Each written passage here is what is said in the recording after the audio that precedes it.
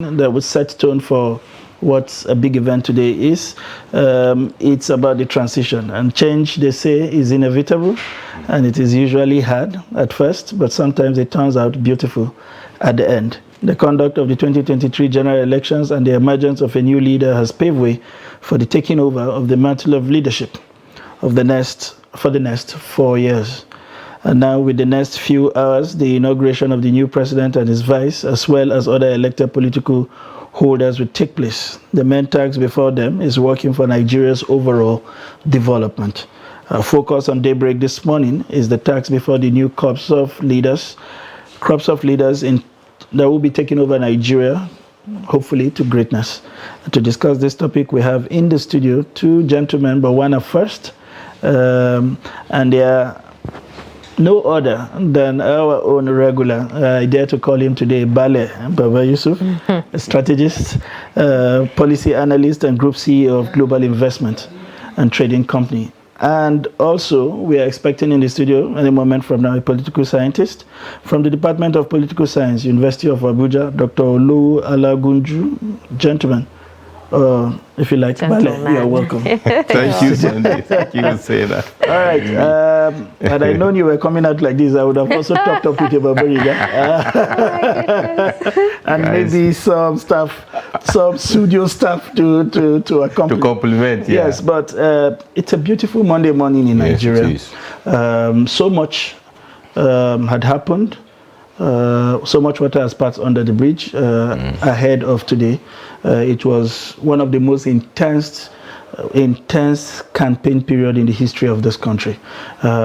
Narratives, very dangerous narratives, went under the water, largely because we had candidates coming from each of the major political, each of the major ethnic nationality in Nigeria, and all of that had come and gone. The country is calm against all of the narratives of the doomsday prediction, naysayers about how this country is prepared to go to the flames. How do you feel, to start with, even though you're not the one taking over the reins of Nigeria, but what does it feel like that after everything that we are where we are today? Thank you, Sandy and Usaina, for having me. And indeed, it's a good question to ask us how we feel. I think how we feel is even more important than how the incoming president or governors feel. Our feelings are key. Personally, I'm very happy. I'm elated. I'm excited. Reason being that against all fake and false negative narratives, prophecies, whatnot, we are here today. Sunday and Usaina. Nigerians are cool. Nigerians are peaceful. People have been saying this day will not come, and if it comes, all manner of things will happen. Well, we are here today, and whatever undercurrent that is going on has not stopped the constitutional, requirement for us to execute today. Ashwaju Bola Ahmed Tinubu will be sworn in by the grace of Allah today. A new dispensation will begin. I'm happy because of that, because it means we are closing a chapter, and indeed we are opening a new one. Hopefully, this will open a vista for better things to come in Nigeria. So to that extent, I'm very happy. Okay, so this particular question I'm about to ask, a lot of people would actually want to know what you think. Do you think the incoming administration would actually, do better than the outgoing? I am confident and optimistic. Let me put it that way. Not just think. I am confident and optimistic that the new dispensation will be better than the outgoing.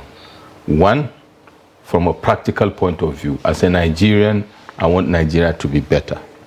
Two, from a strategic point of view, the timing of this change of baton is such that it is happening when a person with experience, political sagacity, high network, local and international, positive antecedents and pedigree is coming on board at a critical time where Nigeria is at a crossroads with regards to the various issues we have.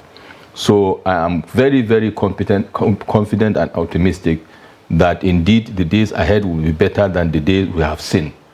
You look at the rear view mirror when you are driving to see what has happened. Not just for you to know what is there, but for to also guide your steps moving forward.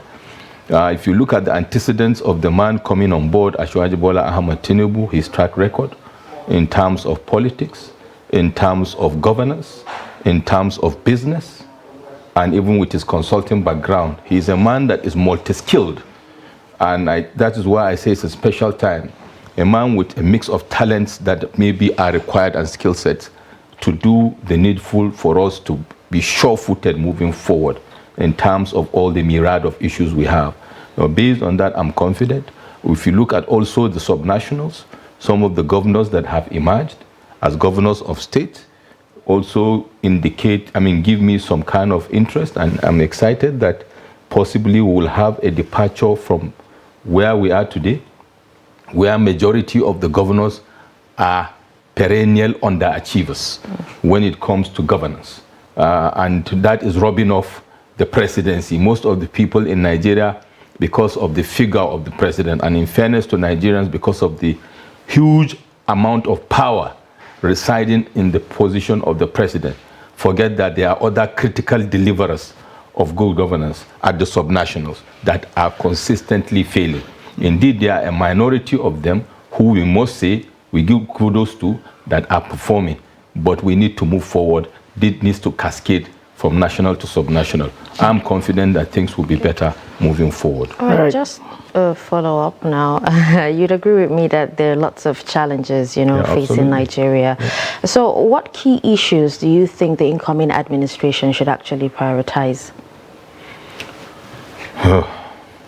I don't envy the incoming president, to be honest, especially given that very strangely, Sunday and Usaina, very strangely, it doesn't happen every other day. A ruling party handing over to one of their own, but interestingly and strangely, developing inadvertently or deliberately booby traps for this gentleman coming in. All manner of issues in the last 3 weeks that leaves much to be desired with regards to, a handover of a government that is already in dire straits. So to that extent, it is going to be a Herculean task for the president, incoming president to deliver, and therefore sequencing the critical next steps are very important for Asiwaju. I'm very sure he has sorted out that, because he had a strategic blueprint. As a strategist that he is, he must have been tweaking as things are evolving. First and critical is to deal with the issue of insecurity. According to the Global Firepower, rating index, Nigeria ranks 4th in Africa in terms of military power, in terms of security capacity, behind Egypt, behind Algeria, for example. And yet, we constitute almost 16 to 17% of the African populace. The biggest black nation in the world has, come down from where it used to be a pride of place. The name of Nigeria sends shivers to the spine of other nations, especially in the continent of Africa. Now, with the issues on ground and the state of the morale, capacity, and leadership quality of our military, and the situation with multidimensional insecurity issues, from banditry to terrorism to separatist efforts, all these are issues that have to be sorted out before you do any other thing. Indeed, except where there is security, peace, and harmony, that you will start talking about prosperity. Secondly, there's need, and I must say this, some of these critical next steps have to happen pari passu, concurrently, because there is no time to wait and sequence in a way and manner that you have to close one session to deal with the other. The second one is immediately. I'm very much looking forward to the speech of the president, incoming president. And from that move, I want to hear him add to what he has started doing. If you hear his acceptance speech, he made 2 critical statements amongst others. The first one is recognizing the need for national healing. Very important. He is becoming president at a time that Nigeria is highly polarized, the most polarized time in our history. tempers have flared up. People are worried and afraid of what next to happen. You know, so people need to be reassured. Nigerians need to be reassured. Ashwaji needs to reassure Nigerians that he's going to be the president of the Federal Republic of Nigeria, not the president of one region or indeed the president of the All Progressives Congress. He has become a president on the platform of the APC. But for the APC, Ashwaji has become our president, okay, on the platform of the party. Of course, he will continue to align with the manifesto and the ideology of the party, but the job is for Nigeria. So there is need to engender that confidence. There is need to engender that hope in line with the title of his, strategic blueprint, the renewed hope agenda. We need to hear that in his speech to assure us that the unity will be fostered moving forward. Thirdly, is, of course, to deal with the issue of the economy. Multidimensional issues from where he's going to inherit over half of the population are declared multidimensionally poor. He's going to get a very big package bequeathed to him, over 77 trillion naira debt stock as his parting gift, right? He's going to receive an economy that is having a debt to GDP ratio about 23%. He's going to inherit a country that has glided down from a foreign direct investment profile of about 1.5 billion in 2017 to about a paltry sum of about $430 to $60 million as of date. The numbers I can continue reeling. But bottom line is this: there are issues, but of course they are not insurmountable.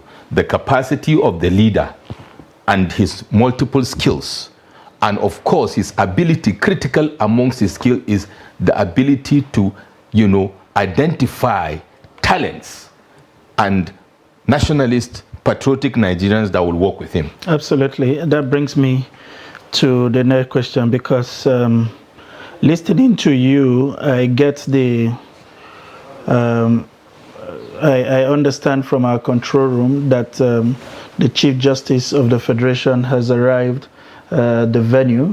That's the man at the center of today's event, with whom you can be sure that this inauguration is sacrosanct. Yes. He's just arrived at Eagle Square, and we are showing you live pictures from Eagle Square now to herald his arrival. And any moment from now, the principal players in this event would also take center stage. All right, back to the studio. We are still here with our guest, obviously.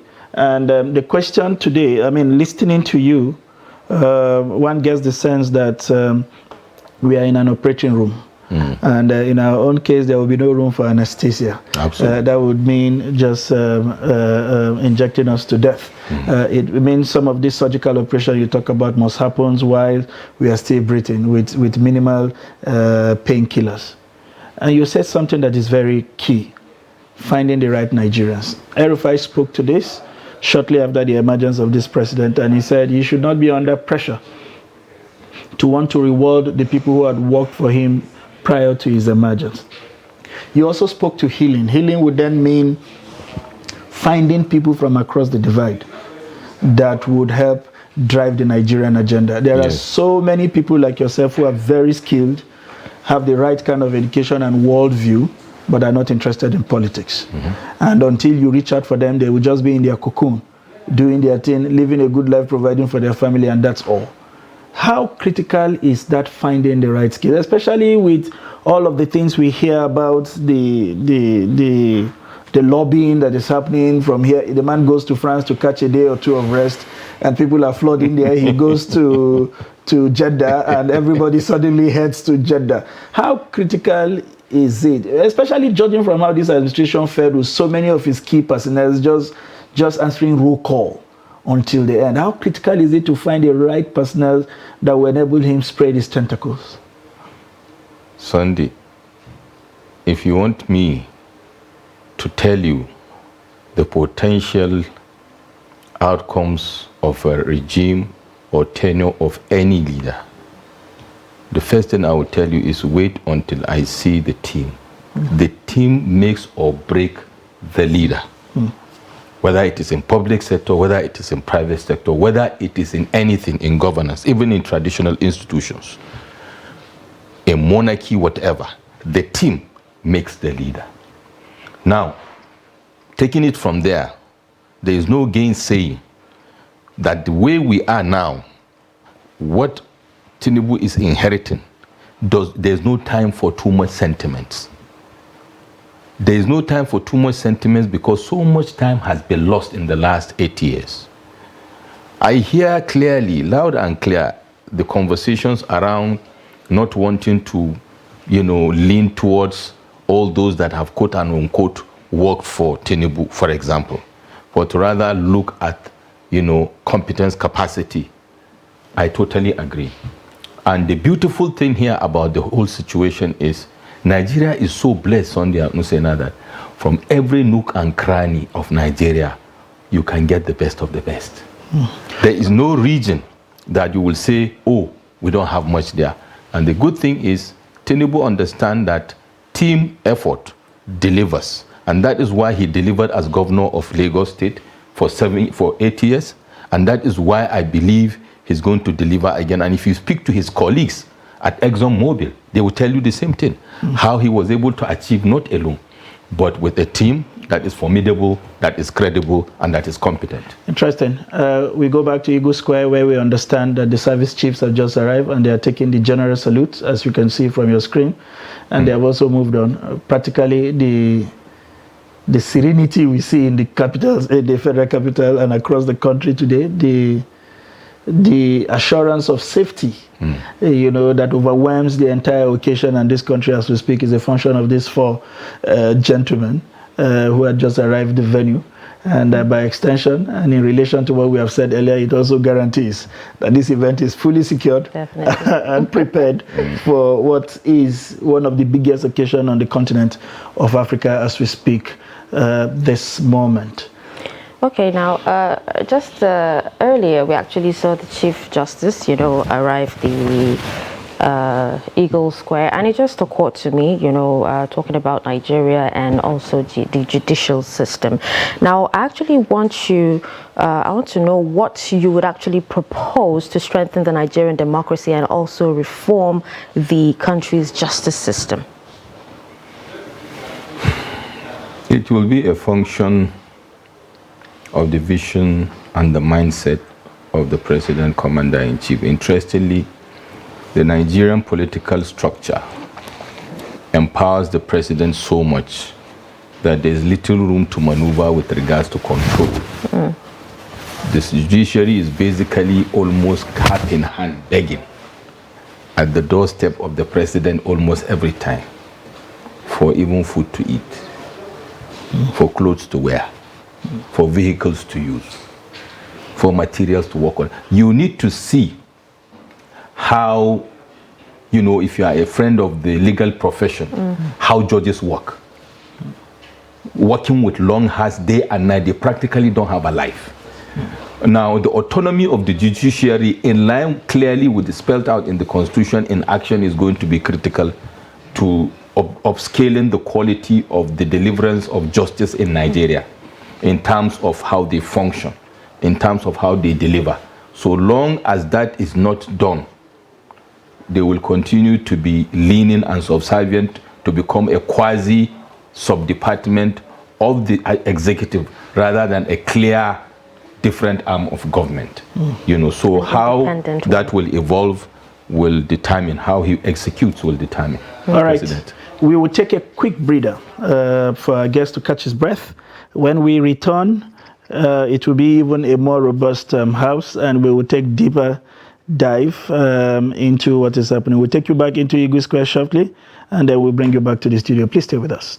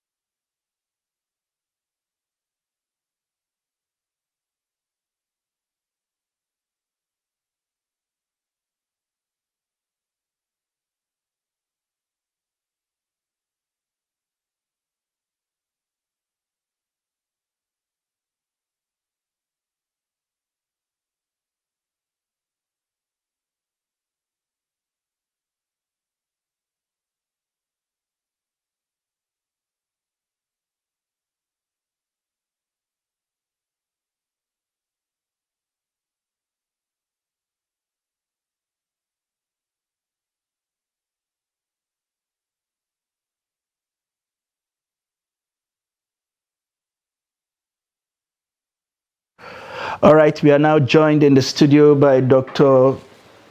Olu Alagunju, if I'm not wrong, Doctor. Permit me if I am. The studio is mine. When we get back to the classroom, you can extend the long stick.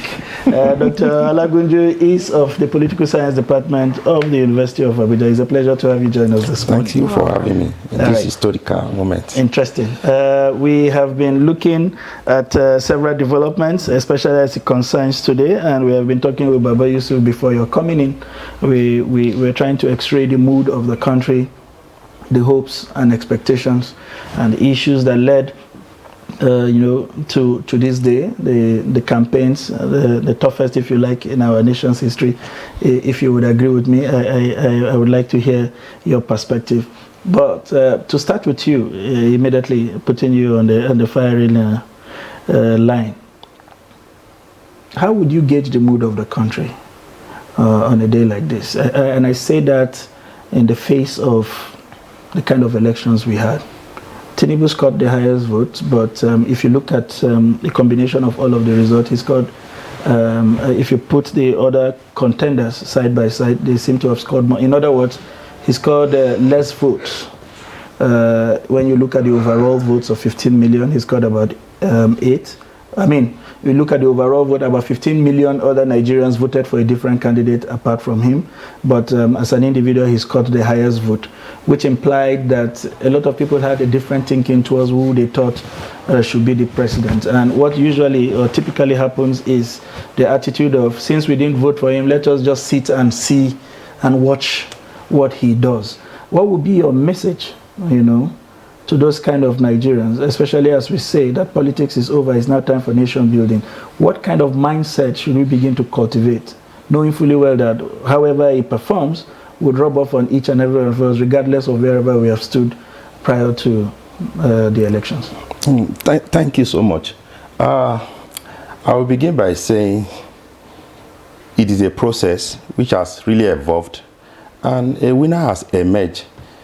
Whichever way you want to look at it, a winner has emerged. And those who are aggrieved have been advised to, to follow the legal and constitutional way of going to court. But the most important thing now in this country is to focus on how we can move Nigeria forward. We have a president. We are to rally around the president. Irrespective of these divergent views, whether you vote for him or not, a president has emerged. And as a patriotic Nigerian, as somebody who loves this country, who loves this project, the best thing for the populace at this time is to rally around this new government and see that he succeeds. We cannot do otherwise. The figure of fact has established that he is the winner. So the best thing for us all is to ensure that he succeed, because we don't have another country we call our own. This is our country. Everybody should rally around him to make sure he succeed. Beyond that, we have a process, like I said. Those who are aggrieved are waiting to hear from the court, and they should allow this process to really take its course. For those who felt aggrieved, we don't have another country. We have a winner already. We have to rally around Tinubu so that he can succeed. On Twitter, there are some trending saying that it's not my president, but the figure of fact said is the winner based on our constitutional arrangement. So we have no option at this time. And if you want to go beyond this, God has destined him to be. If you look at the trajectory, nobody thought he would get the primary ticket so easy. Lot of aunties went to play, and he emerged as the party representative aspirant. And at the election too, where we felt he would get it so easy, was not that easy. He lost some very important states like Lagos, and at the end of it all, this person still emerged. We should just be relaxed and just believe that God has hand in this, and we have to just rally around him, because we cannot challenge destiny. Absolutely. Coming to you, Dr. Baba, before Usena takes over. You were saying something before we went on break that's critical, and I'm going to draw this question from what you said, your admonitions before now, and looking at the series of events leading to today. at the banquet and at the other events to organize for those who won election, you listened to Bishop Kuka. Yeah. You also listened to Uhuru Kenyatta offer advices to the new president on how not to go. And they said something critical. It was about managing victory. It is one thing to win. It's another to understand that you are going to be superintending a multi-ethnic, multi-dimensional, multicultural society. And it is important that you don't diminish a set of your populace in the bid to celebrate what you term as a victory, because at the end of the day, you need the entire nation to galvanize the entire nation in the same direction to be seen as succeeding. How is he going to manage this critical? Because he talked about it, and it's one thing, but strategically, from a point of strategy, what are those things he needs to start doing to begin to assure people that you can trust me, you can be rest assured that I have your best interests and we are headed for the same direction? Thank you for that question, Sunday. Before we went on break, I remember what I was saying, that Tinubu should be the president of the Federal Republic of Nigeria, not the president of a region, tribe, ethnic, religious group, or the president of the APC. He should be the president of the Federal Republic of Nigeria. Now, how will he demonstrate that? Is the question. Today, I'm very eager to hear his speech. I always like to hear his speech because it always comes out, with some nuggets and takeouts, like the acceptance speech. He talked about national healing. Yes. Okay? He spoke to the youth and said, I hear you loud and clear. Together, we'll chart the way forward. Now, those are takeouts to tell you his disposition and inclination on how he's going to govern. Moving forward from the speech, I expect in the next 1 week, the first critical appointment he's going to make to demonstrate national balance in terms of federal character, but not in any way diminishing the importance, critical importance of competence, capacity of these people, and of course, their credibility to work with him. That being said, also, to roll out for us, even if it is high level, take out from his renewed hope agenda discussions about this national healing or unity conversation. Let us start hearing some sound bites about what is coming. Nigerians need appetizer right now to keep their hope alive. Both those that are for him and those that are against him, because we are all eating from the same pot. Because you are in APC or you support Tinubu doesn't mean life is actually different from the one that supports Peter Obi or Atiku. That's right. Right? All the critical issues of Nigeria are hitting almost everybody, directly or indirectly. So to that extent, those critical next steps he's going to take in terms of appointment, in terms of his narrative now will be more of a governance narrative than a political campaign narrative. Almost everything Tinubu will say moving forward in the next 1 month will be x-rayed and under a microscope, and it will almost become a policy statement. Yes. And therefore, what we look forward to is the body language, the narrative, and the action to demonstrate that. I believe he will do that, and ask me why. Right from the beginning of his political career, the gentleman has demonstrated some level of nationalistic inclination. Appointments in his administration in Lagos State demonstrator. Today we have the likes of Ben Akabwezi, DG of the Debt Management Office, was in his cabinet in Lagos. He pulled out people from different states in Nigeria to come and work with him in Lagos. Now for me, that demonstrates the kind of person we are going to come on board. All I'm looking forward to is upscaling those qualities and those antecedents to the national level. Government of inclusivity, you had Uhuru Kenyatta talking about inclusiveness, talking about reaching out even to the political adversaries. He has that political sagacity. During the build-up to the swearing-in, we had, people like Kwankwaso having meetings with him. These are the kind of steps that will engender some level of confidence. Of course, I don't expect others to do that now, but continuously, that political sagacity, that ability to reach out, that high level of emotional intelligence that he has displayed time and again. Don't forget, even within the APC, there are issues. And reaching out to build the bridge, to bring the party together, to become one united family, because there is no danger from a strategic point of view than disgruntled elements within your camp. Tinubu knows that more than any other person. Okay, Mr. Baba actually talked about the incoming president's political journey, and also talked about inclusive governance. Now, would also like to hear from you what your take is, because he has actually reiterated the need for political, competition, and he also said this is a way to actually give political conciliation to an inclusive government. So, would also like to hear your thoughts on that.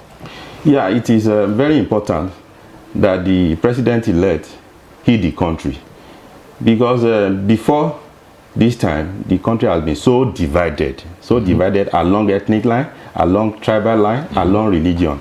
So we need somebody who will now reconcile. Reconcile in the sense that the first thing I'm expecting is in the appointment, for instance.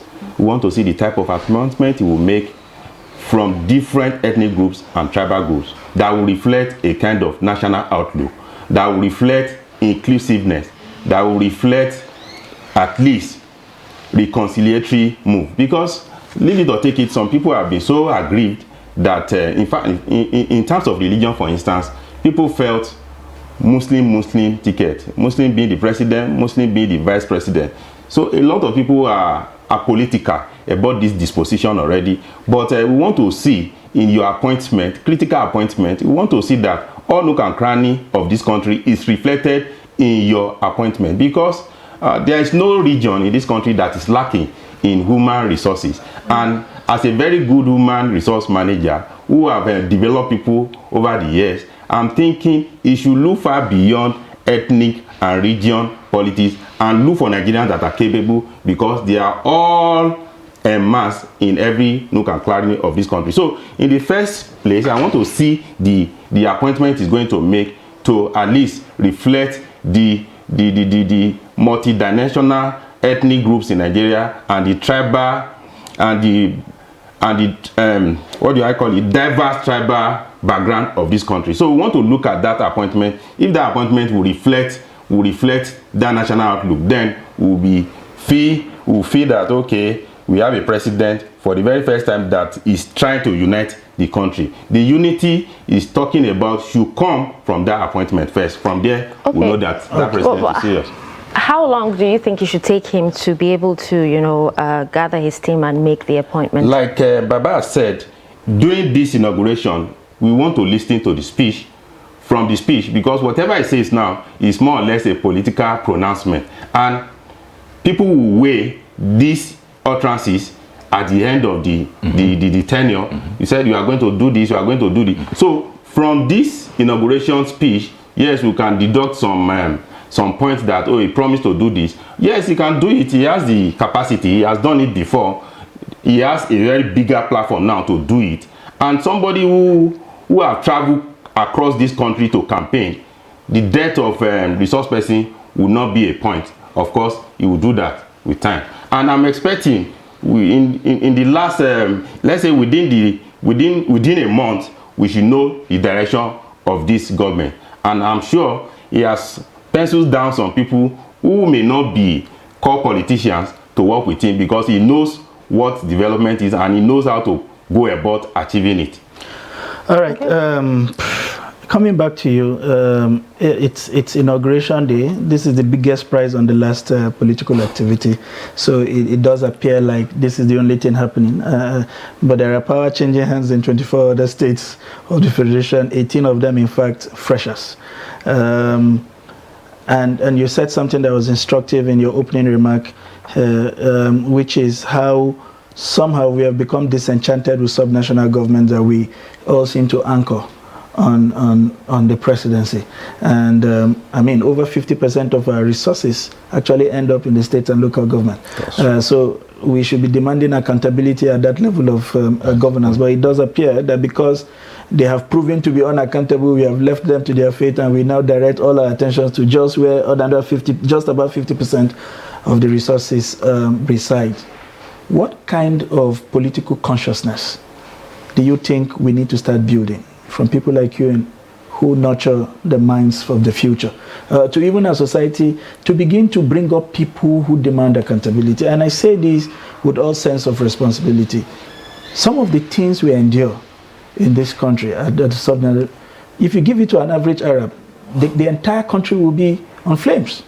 Or even the average Americans, they won't take it sitting down.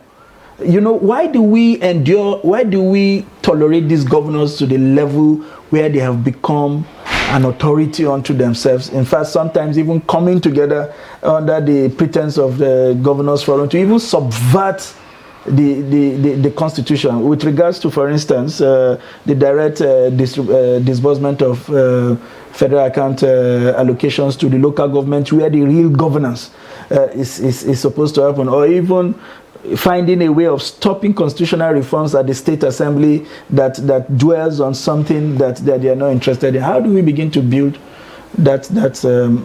Before you answer that, I understand that the president-elect has just arrived. You can imagine the amount of crowd that seemed to accompany him to the state box, which would herald about the high point. I think any moment from now, we will then have the president arrive, and formally the handing over process will be on the way. He's now currently being ushered into the state box, and I was telling Baba earlier, this is where reality sets in. Absolutely. You know, the crowd can see you up to the gate, but as you can see clearly, it's just him, his wife, and probably his elderly that are allowed to go into that state box. Every other person will have to take a back seat from here. I actually saw the SGF walking away. Absolutely. You know, so how do we begin to build that kind of political consciousness across the various states of this country to demand the level of accountability that we sort of see play out when it comes to holding the federal government to this team? Oh, thank you. The type of democracy we practice in Nigeria is not the original type that started in Greek and America, so to say. There are some features of democracy that are not practicable in Nigeria. The supremacy of the law, for instance, constitutionalism and the rest, majority of them are not respected in this country. When you demand for accountability from a governor, the next thing you see, you are arrested, you are detained unconstitutionally. You are detained unconstitutionally. Lot of people have been, you know, victimized. In a democracy, even when the law says you cannot be detained more than 24 hours and the rest, they will go to court and get injunction to delay you further. So I have lots of friends who have written articles, opinion and the rest, demanding for accountability, and they didn't end well. Just to tell you that supremacy of the law here, some people are not bound by that law. In fact, Nigerian laws are just made for the poor. There are some laws that did not really apply to the rich and the political class, because yes, people are talking, people are writing, people are asking questions, but the suppression, the victimization did not really encourage people to do that. Whenever you raise your voice, it's either you are silent by giving you appointment, or they really take you out. You know, these politicians are desperate and they don't want any opposing view. They don't want any opposing view. So, not that people are not talking, not that they don't know they are right. And another thing that the populace should do, they should take advantage of this Information Act bill, which allows citizens access to some vital information. And when you have this information, you can ask, sir, we are sure that so amount has been budgeted for this project. How far have you gone? You have spent 8 years, and we are told that the implementation of this project should not go beyond 8 years. What happened? Why is it abandoned and the rest? Yes, you might ask questions, but you might not get answers for this. Not that citizens are not taking the steps, they are taking it, but this voice are not heard. Maybe this new government will come with that friendly hand that will make us to ask more questions. All right. Baba, we moving away from all of this. to begin to set agenda for the new president beyond the appointments of his executives. While we were reviewing the papers today, Sheikh Usani somewhere was saying that this administration has set booby traps for the incoming administration. And I mean, if you review the activities of the last 30 days, it does appear to be like that.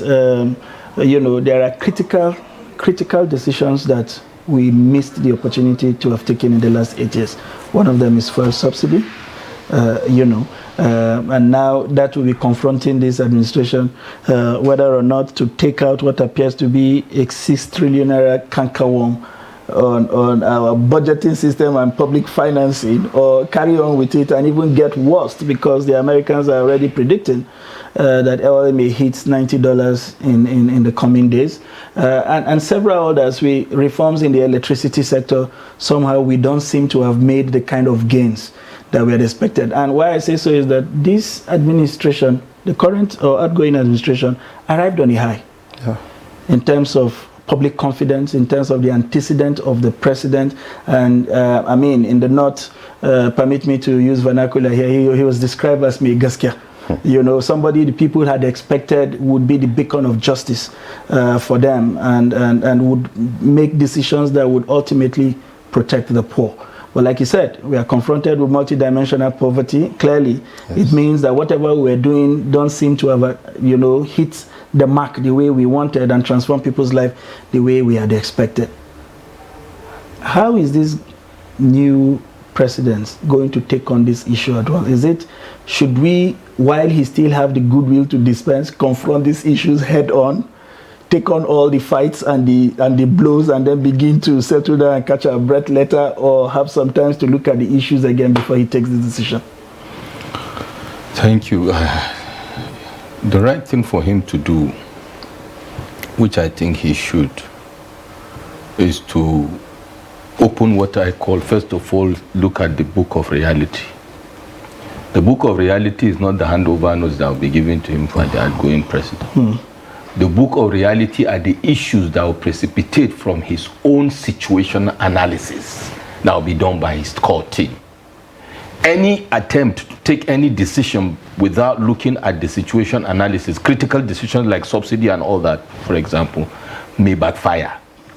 Don't forget, I said earlier that booby traps were set for him, whether deliberately or inadvertently. But importantly, he's coming at a time that there is global and national socio-economic issues. So the dynamism of our polity directs that he needs to actually see the actuals before he takes such critical decisions. Some decisions may be populist in nature, but executing them now may backfire on the economy and backfire on the people, despite the fact that it would have been a laudable one on the lips and on the tongues.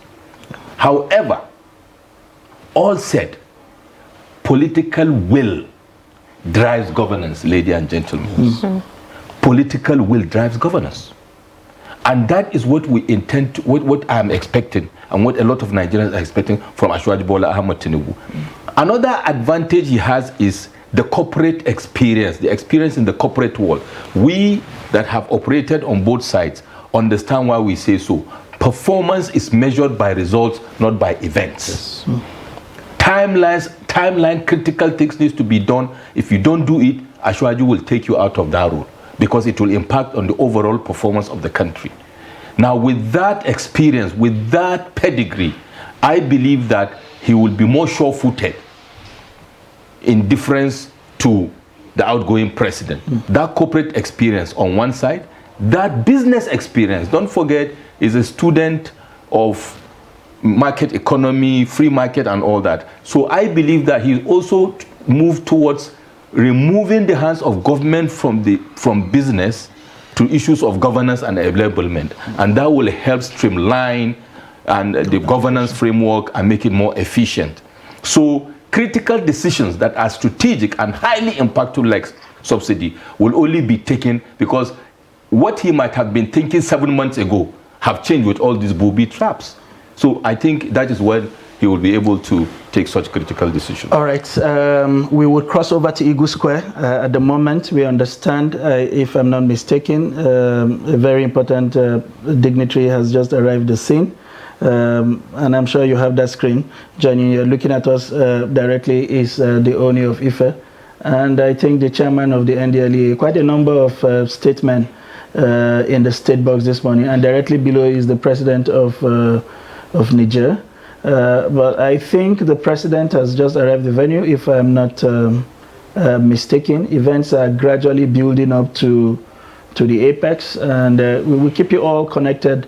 We will keep you all glued, whilst we take very informed analysis about what to expect.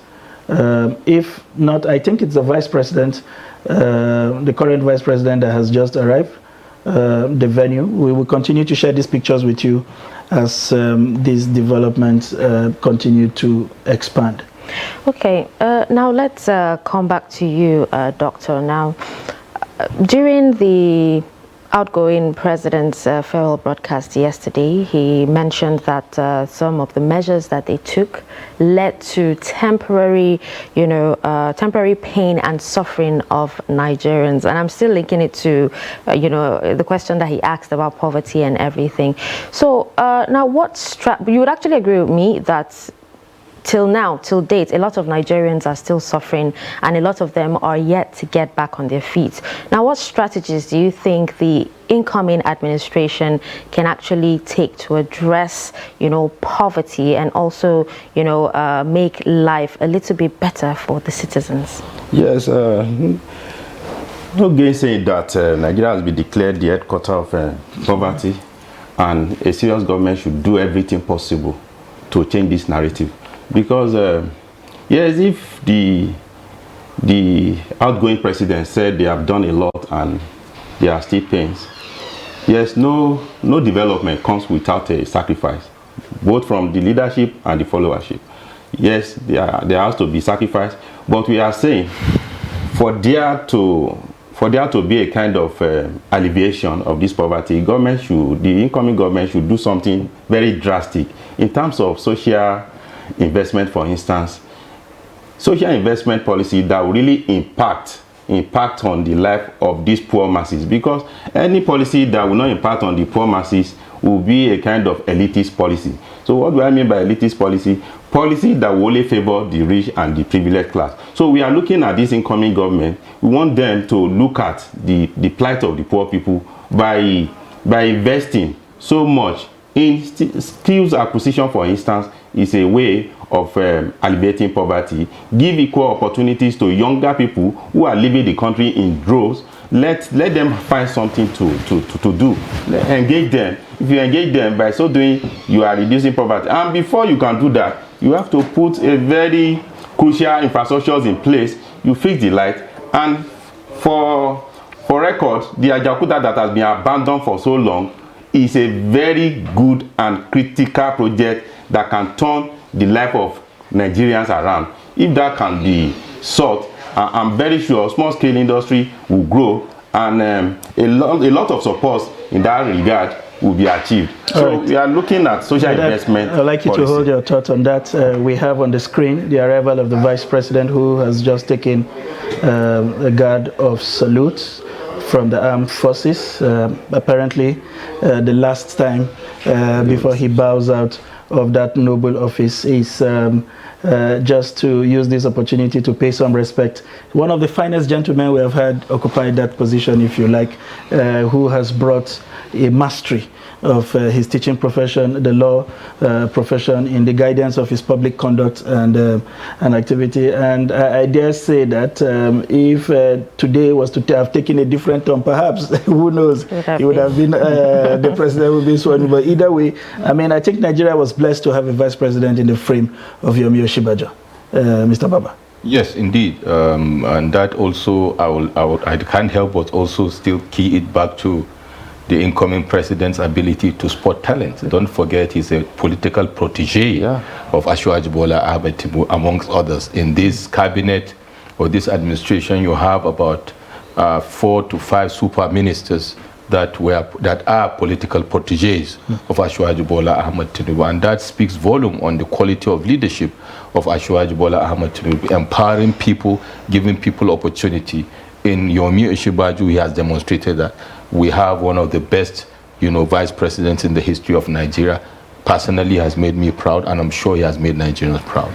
Somehow it does appear that if you look at our history, we have a history of churning out very qualitative vice president from the days of Alex Ekweme. It does appear that they come in firebrand, top of the range quality when if there is any such thing to describe Nigerians. And Ovi Ochibaja, no doubt, has lived up to that. But also, you can be said of the incoming vice president is, I mean, a number of persons who spoke at the state banquet attest to his political sagacity and his intellectual capabilities. I hope that he lives up to the bidding, as we saw when he was governor of Borno State.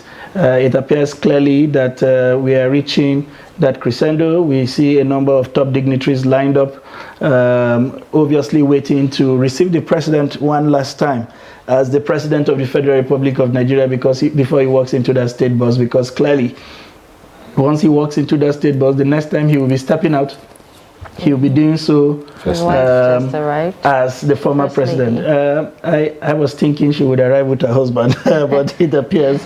But it's an indication that the big masquerade is about to appear. It's about to appear, clearly. It's probably just a few steps behind. And I think they are all preparing all of them for some kind of guard of honor. We see the service chiefs all lined up. Yes. We see the secretary to the government of the federation. We see the DG of the NIA. The Nigerian president seemed to join that lineup too. He, I think, jokefully, himself and the Beninua president have a way of describing themselves as the 38 or 39 states of Nigeria. Of Nigeria. We see Femi Gbajabiamila, who it turns out is a very close ally of this president, and we have seen him at very close range with the president at very, very critical state function. We see a number of senators, including the Senate president, who is still Senate president until June 13th, by the way. We also see the new Ribadu. We understand a very close, if there's any word, kitchen cabinet member of the current president. We also see Boss Mustafa around and about, up and doing, trying to get things settled. That is the Imo State governor arriving with his beautiful wife, adorned in his red cap, there, trying to get into the State House.